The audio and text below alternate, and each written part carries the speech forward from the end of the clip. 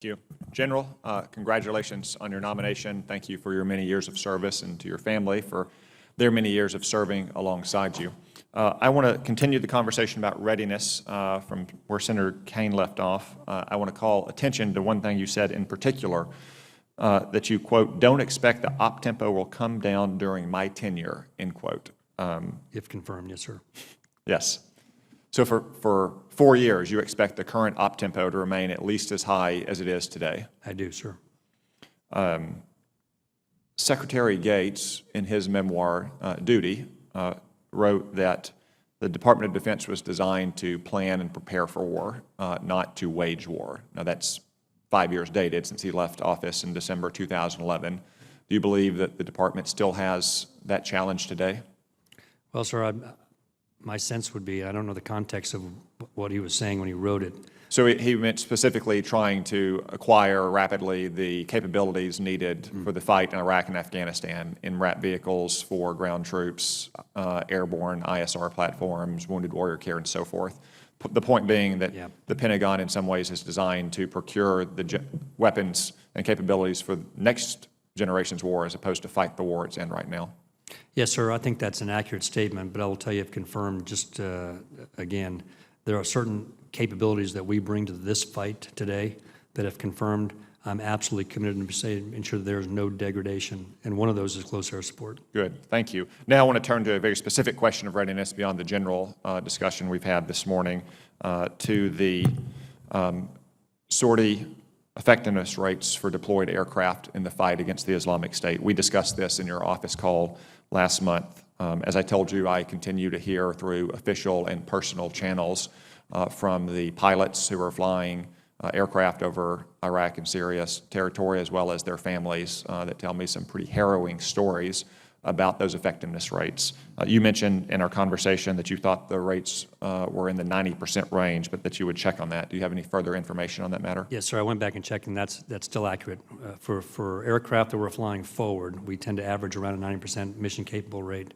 But the bill payer that is nowhere near that, if you went to every home station that generated those aircraft and those crews and sent them forward, you would see them hovering slightly around the 60 to 70% rate at best.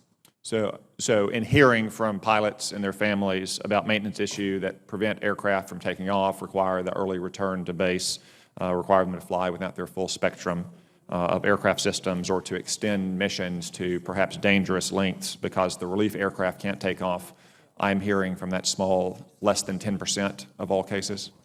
Yes, sir, I think that's accurate, and I could take that to get you more accurate numbers if you like.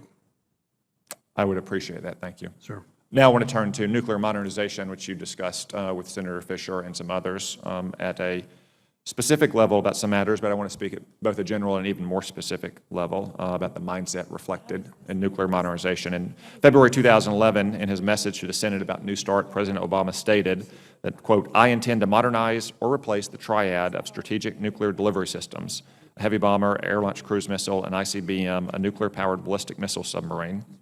Now, since then, the Air Force has been examining alternatives for a replacement for the air-launched cruise missile called the Long-Range Standoff Missile and the Minuteman ICBM called the Ground-Based Strategic Deterrent. Both systems expected a Milestone A approval earlier this year, yet they've both been deferred by Undersecretary of Defense Frank Kendall. I worry that this is inconsistent with the President's commitment and could delay the fielding of these critical replacements. So first, at a general level, do you share the President's oft-stated commitment to replace the nuclear air-launched cruise missile and Minuteman ICBM, or do you believe that conditions have changed that we might want to reconsider or delay those modernization programs? No, sir, I absolutely believe they need to be modernized. Senator Fisher asked you for your personal commitment about moving those Milestone A decisions along. You said, yes, ma'am, you do have that commitment. Could we be more precise? Could you give me a timeline in which we expect the decisions for both the LRSO and GBSD? Yes, Senator. So for the GBSD, we're expecting a Milestone A decision in August of this year, and we're still on track to meet that. We're expecting to put out a request for proposal out to industry within the next 2 weeks. And also, on the same time, within the next 2 weeks, we should have a Milestone A decision on the long-range strike. Thank you for both. Finally, on June 6, in a public speech, the Deputy National Security Advisor said, quote, "The administration has already made it plain our concerns about how the modernization budget will force difficult trade-offs in the coming decades, and the President will continue to review these plans as he considers how to hand the baton off to his successor," end quote. General, to your knowledge, has the Department of Defense or the Department of the Air Force been asked by the White House or National Security Council staff to examine whether changes can or should be made to proposed plans for nuclear modernization? No, sir, not in any of the meetings I've been in. Thank you.